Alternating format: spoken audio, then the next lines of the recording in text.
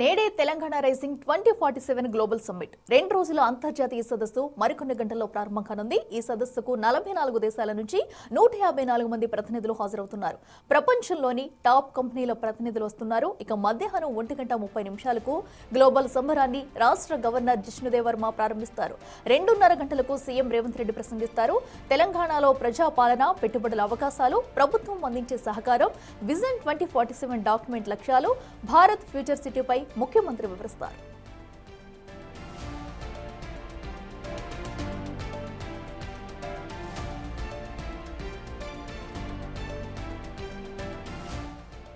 CM Revanth Reddy మాట్లాడిన తర్వాత సదస్సులో అంతర్జాతీయ ఆర్థికవేత్తలు, నిపుణులు మాట్లాడతారు. అదేవిధంగా రేపు సాయంత్రం విజన్ డాక్యుమెంట్ ను సీఎం రేవంత్ రెడ్డి ఆవిష్కరిస్తారు. 2 రోజుల్లో మొత్తం 27 అంశాలపై సెషన్లు జరుగుతాయి. ఇందుకు వీలుగా సెమినార్ హాళ్లను సిద్ధం చేశారు. 2 రోజులుగా సాంస్కృతిక కార్యక్రమాలు ఏర్పాటు చేశారు. ప్రముఖ సంగీత దర్శకుడు కీరవాణి బృందంతో సంగీత కచేరీ, తెలంగాణ కళాకారులతో సాంస్కృతిక ప్రదర్శనలు నిర్వహిస్తారు. అటు నాగార్జున సాగర్ దగ్గర ఉన్న ప్రపంచంలోనే అతిపెద్ద వారసత్వ బౌద్ధ థీమ్ పార్క్ బుద్ధవనం పర్యటనకు దౌత్య బృందం వెళ్లేలా టూరిజం శాఖ ప్రత్యేక ఏర్పాట్లు చేసింది.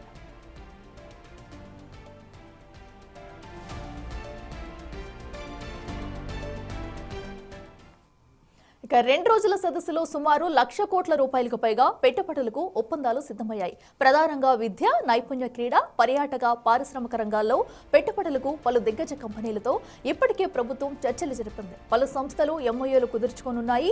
ఇక అతిథులకు తెలంగాణ పర్యటన ఎప్పటికీ గుర్తుండిపోయేలా ప్రత్యేక సావనీర్లతో కూడిన బహుమతిని ప్రభుత్వం తరపున అందించనున్నారు.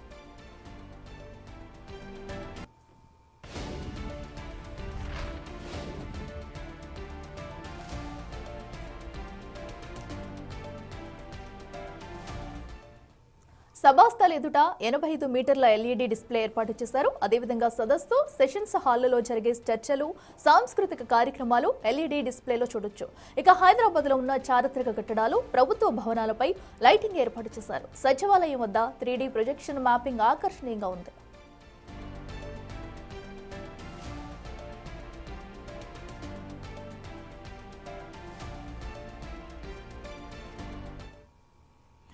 తెలంగాణ రైజింగ్ గ్లోబల్ సమ్మిట్ అయితే మరికొన్ని గంటల్లో ప్రారంభం కానుంది. సో ఇప్పటికే అక్కడైతే అన్ని ఏర్పాట్లు పూర్తి చేశారు. సో అందరూ ఎప్పుడెప్పుడని ఎదురు చూస్తూ కూడా మరి కాసేపట్లో అధికారులంతా కూడా అక్కడికి చేరుకున్నారు. ఇక సీఎం రేవంత్ రెడ్డి 12:30 గంటలకు కూడా ఆ గ్లోబల్ సమ్మిట్ కు వద్దకు చేరుకున్నారు. దీంతో ఇప్పుడే సంబరాలు మొదలైన దృశ్యం అయితే కనిపిస్తుంది. ఇక మరిన్ని వివరాలు మా ప్రతినిధి హేమ అందిస్తారు.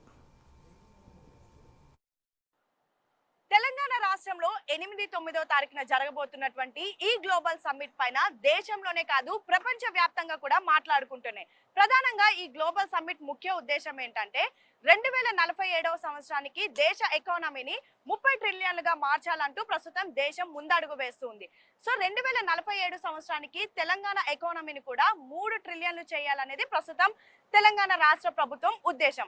సో దీనికి సంబంధించి ఈ సమ్మిట్ లో అనేక డిస్కషన్లు జరగబోతున్నాయి. యాక్చువల్లీ సమ్మిట్ అన్నా లేదంటే ఏదైనా ప్రోగ్రామ్ అన్నా పీపీటీ ప్రెజెంట్లు, అదే విధంగా పెద్ద పెద్ద స్పీచ్లు లేదా ఆ ప్రభుత్వానికి సంబంధించినటువంటి ఆ గొప్పలు కానీ అవన్నీ చెప్పుకుంటూ ఉంటారు. కానీ ఈ సమ్మిట్ అలా ఉండదు. చాలా డిఫరెంట్ గా తెలంగాణ ప్రభుత్వం నిర్వహించబోతోంది.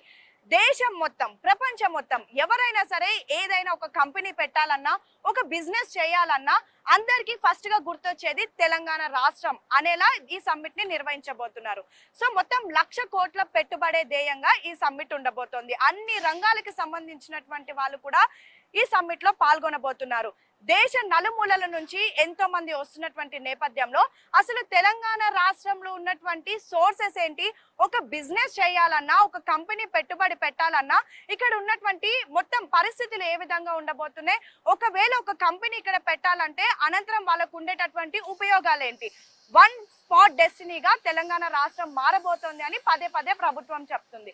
సో వాటన్నిటికీ సంబంధించి దేశ నలుమూలల నుంచి ప్రపంచ వ్యాప్తంగా వస్తున్నటువంటి బిజినెస్ దిగ్గజాలకు తెలంగాణ రాష్ట్రమే చాలా మొదటి ప్లేస్ అని చెప్పడానికి ఈ సమ్మిట్ ముఖ్య ఉద్దేశం అని ప్రభుత్వం చెప్తూ ఉంది.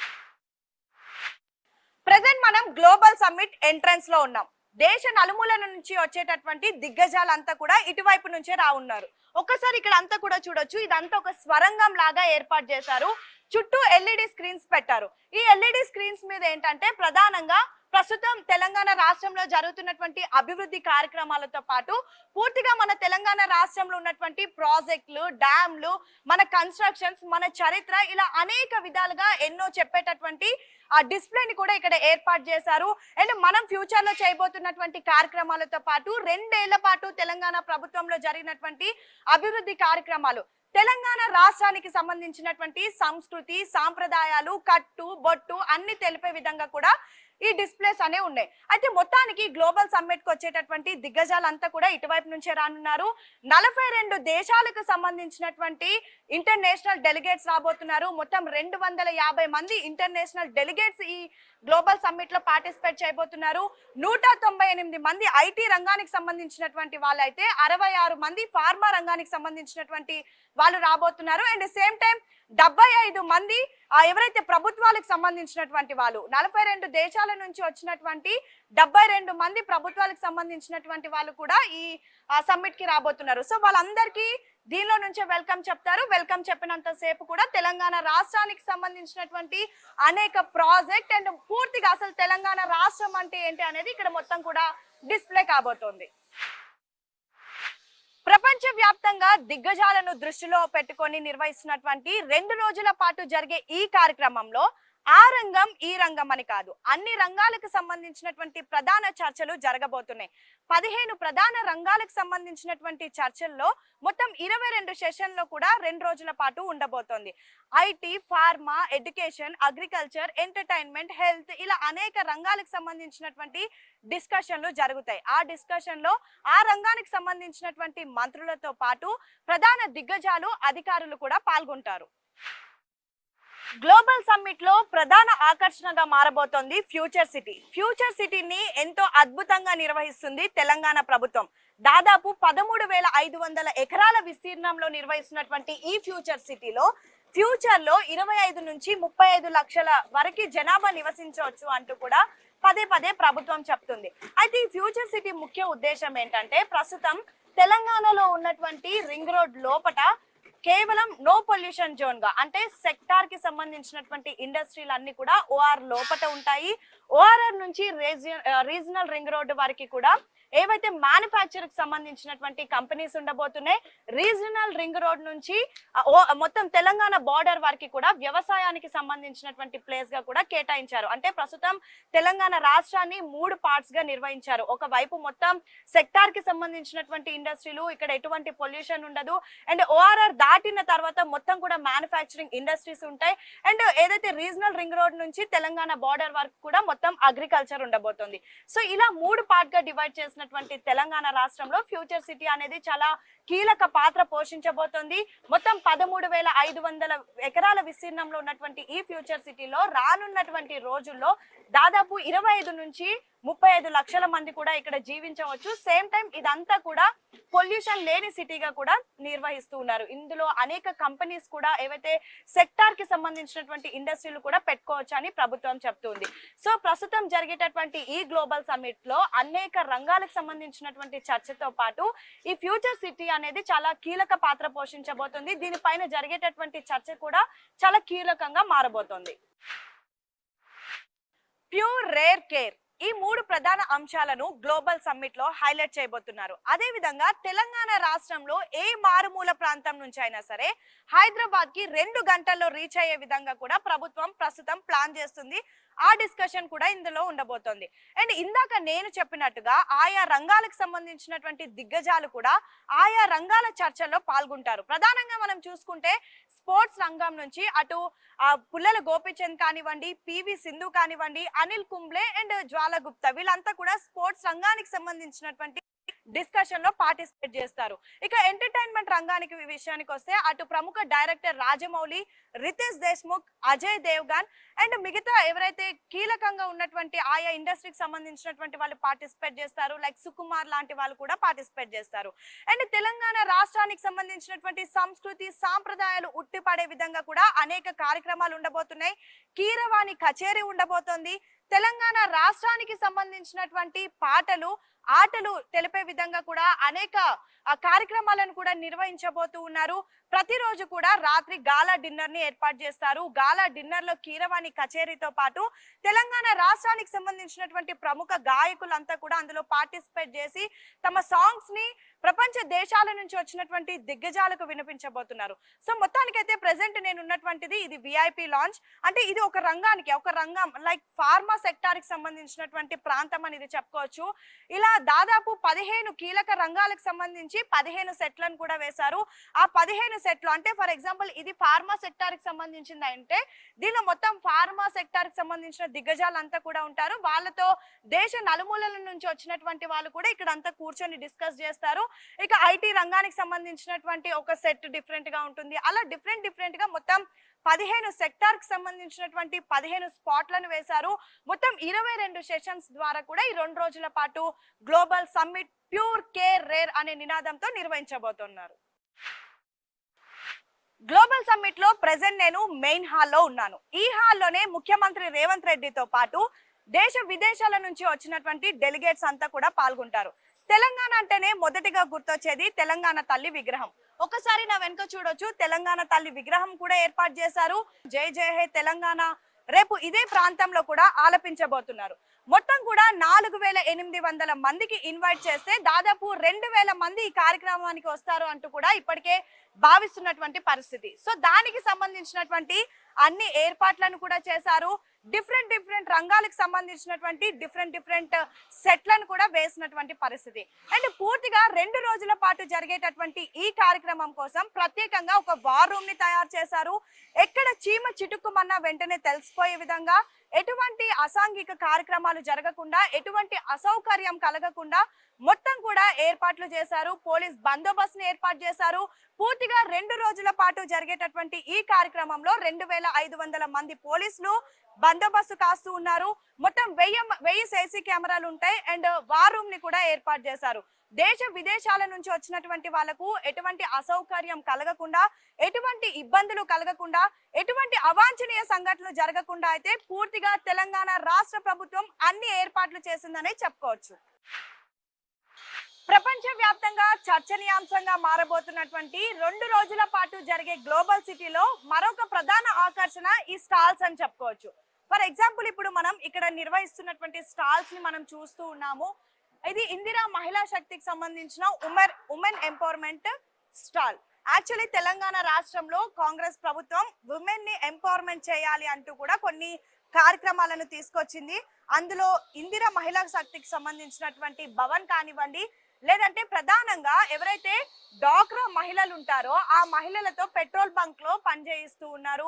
సో మహిళలకు ఉపాధి కల్పించే విధంగా కూడా ప్రభుత్వం ఏర్పాటు చేసింది. సో ఇందిరా మహిళా శక్తికి సంబంధించినటువంటి పూర్తిగా అసలు కాంగ్రెస్ ప్రభుత్వం మహిళలకు కల్పిస్తున్నటువంటి ఉపాధి మొత్తం కూడా తెలిపే విధంగా కూడా ఈ స్టాల్ ఉండబోతోంది. అండ్ పక్కన ఇంకొక స్టాల్ చూస్తే మనం health, medical, family and welfare department కి సంబంధించినటువంటి ఏదైతే తెలంగాణ రైజింగ్ సంబంధించినటువంటి ఇదొక స్టాల్. అండ్ డిఫరెంట్ స్టాల్స్ ని కూడా ఏర్పాటు చేశారు. అంటే తెలంగాణ రాష్ట్రంలో ఉన్నటువంటి అన్ని కంపెనీస్ కూడా స్పెషల్ గా ఈ స్టాల్స్ ని ఏర్పాటు చేశారు. ఇక్కడ మనం చూసుకుంటే క్రెడై కి సంబంధించిన హైదరాబాద్ కి సంబంధించినటువంటి స్టాల్. అండ్ ఆ పక్కనే మనం చూసుకుంటే హెచ్ఎండిఏ కి సంబంధించినటువంటి ఆ పూర్తి స్టాల్స్ ని కూడా ఏర్పాటు చేశారు. అటు ఆ మెట్రో రైల్ కానివ్వండి, గ్రోయింగ్ గ్లోబల్ కానివ్వండి, లేదంటే జిహెచ్ఎంసి కానివ్వండి, పూర్తిగా అసలు హెచ్ఎండిఏకి సంబంధించినటువంటి అన్ని అంశాలను కూడా ఈ స్టాల్స్ లో రేపు ఎగ్జిబిట్ చేస్తారు. ఇలా మొత్తం కూడా ఈ ఎక్స్పోలో దాదాపు 40కి పైగా స్టాల్స్ ఉన్నాయని అయితే ఇప్పటి వరకు అర్థమవుతుంది. యాక్చువల్లీ ప్రధానంగా ఈ global summit and Telangana rising 2047 ముఖ్య ఉద్దేశం ఏంటంటే Telangana means net zero future అనే ఒక నినాదంతో కూడా ప్రస్తుతం ప్రభుత్వం ముందుకు వెళ్తూ ఉంది. దీని ముఖ్య ఉద్దేశం ఏంటంటే ఇన్ ఫ్యూచర్ లో తెలంగాణ రాష్ట్రంలో అసలు పొల్యూషన్ అనేది ఉండదు అని చెప్పే విధంగా కూడా Telangana means net zero future అంటూ కూడా చెప్పే విధంగా ఈ బోర్డ్ ని ఏర్పాటు చేశారు. అండ్ ఫ్యూచర్ సిటీ అంటే కూడా నెట్ జీరో సిటీ అని కూడా చెప్తూ ఉన్నారు. ఓఆర్ఆర్ లోపట మొత్తం కూడా సెక్టార్ కి సంబంధించినటువంటి ఇండస్ట్రీస్, ఓఆర్ఆర్ బయట అంతా కూడా మ్యానుఫ్యాక్చరింగ్ సంబంధించినటువంటి ఇండస్ట్రీస్ అండ్ ఏదైతే రీజనల్ రింగ్ రోడ్ నుంచి తెలంగాణ బార్డర్ వరకు కూడా అగ్రికల్చర్ చేసే విధంగా ఏర్పాటు చేస్తున్నారు కాబట్టి అదంతా కూడా తెలిపే విధంగా ఈ స్టాల్స్ అన్ని కూడా ఏర్పాటు చేశారు.